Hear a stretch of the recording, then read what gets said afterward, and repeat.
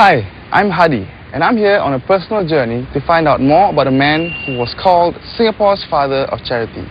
A man who devoted most of his life into helping the poor and the needy. Now I'm here at the Marymount Centre, just one of the many organizations that he was actively involved with. I think not many Singaporeans know about this man, especially the younger generation. But when I found out the extraordinary things that this ordinary man had done, I wanted to find out more about who he was, why he did the things that he did, and how he has touched the lives of so many Singaporeans. Join me on my journey.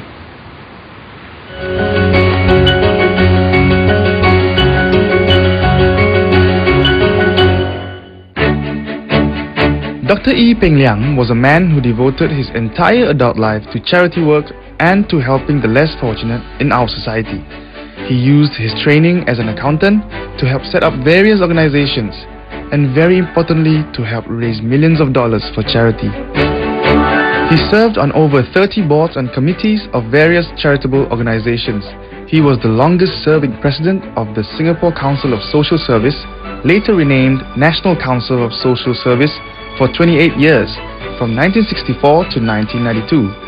He became the founding president of the Community Chest of Singapore, which he helped to set up in 1983, and which over the years has raised hundreds of millions of dollars for the needy.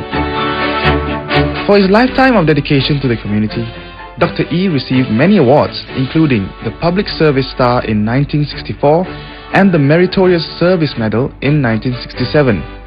But more than any of these awards, it was an informal title that meant a lot to Singaporeans, especially those whose lives he touched. He passed away in 1994, but until today, Dr. Ee Peng Liang is referred to affectionately as the father of charity.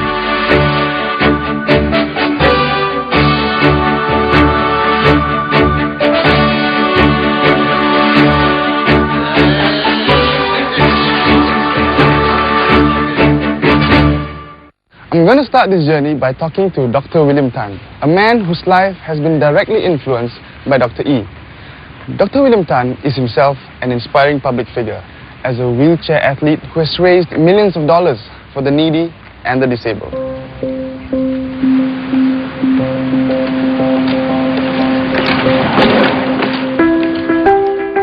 Dr. Ee taught me the lesson of living life beyond the wheelchair. When I first met Dr. Ee at the age of 15, I had this very low self-esteem. And he gave me this word of encouragement that being disabled is not a life sentence.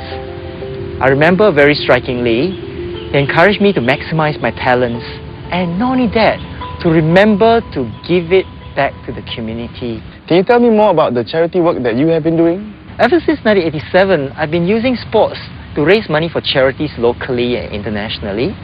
The most recent one was when I undertook a world record attempt of 7 marathons across 7 continents in 27 days to raise money for 7 international charities.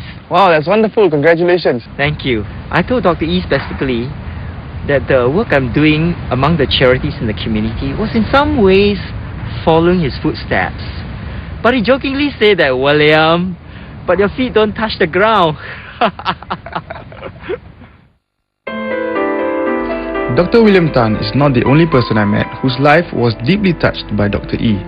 I also met up with 2 energetic women who told me how Dr. Ee inspired them to serve using their own strengths. Well, the telethon that SPC during that year, I think it was 84 or 85, did for Community Chest was the first ever telethon that Singapore saw. And I got to know Dr. Ee a lot more. I ended up working part-time for ComChest as well. And so up to today, I'm still very proud to say that I MC shows, events, award ceremonies for ComChest. It's my way of giving back. And Dr. Ee did teach us right from the beginning, if I have a talent in a certain area, then that's where I give back. Well, I worked with Dr. Ee about 15 years when we first started the Community Chest. And of course, Community Chest then is a very new idea in Singapore. You know, and all I remember is that this man is such a simple man with such a big heart. On a more personal basis, were there any incidents that you guys can share with us? And he shared this incident about this man who looks very dirty, you know, and he looks like a Kalanguni man. And he came in with 2 bags, brown bags. And he told his secretary, Margaret, and says that, I want to see Dr. Ee Peng Liang. So Margaret was a little bit ambivalent, but went to tell him. And Dr. Ee himself personally comes out of his office to greet this man. And he said, won't believe, this man just opened up his 2 brown bags and had all the jewelry, and all these things, the jade bangles, his money, and he said, I want to give this to charity. Okay. Yeah, and Dr. Ee said, you do not judge a book by its cover. He said, anybody who comes in and wants to give to charity, you just receive them with warm hands. And I think that is one of the lessons that we at Community Chest learn. Regardless of their status, regardless of their position, regardless of their wealth, we should always welcome people in giving.